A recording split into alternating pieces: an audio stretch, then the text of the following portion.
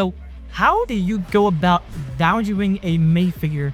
Surely, when you're pricing a minifigure individually, there are a lot of things to take in account. First of all, what set were you able to get the minifigure from? Was it a $10 set? Was it a $100 set? If it was a $10 set, way more people would have likely bought that set just due to its more affordable price point.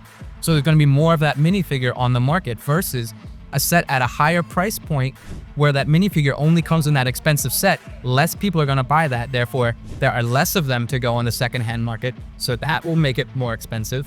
Another thing is, does the minifigure have all the pieces?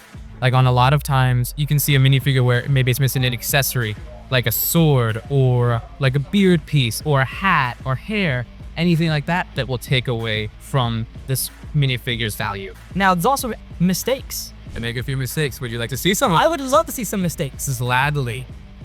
So not every minifigure on this plate we have right here is a mistake. Some of them are just more valuable ones, but we have a few that are. Smooth hair lash, and this is a misprint. Usually her hair would have texture on it. It would look kind of like coiled or braided, whatever you would want to call it. That really jacks up the price because Lego wasn't even supposed to release this. And so when you have something that Lego makes that they weren't supposed to make, collectors are gonna go crazy for it just because there's such a smaller amount of them to collect. And like we have this from Star Wars Rebels, this black-haired Kanan, which I find really interesting. Not only is the hair black, but somehow his facial hair is printed also in black. Neither is supposed to be that. He's supposed to have dark brown, and they love that stuff just because of how rare it is. Mistakes like that come along every once in a while. So any sort of little defect like that in minifigures typically will make it more expensive.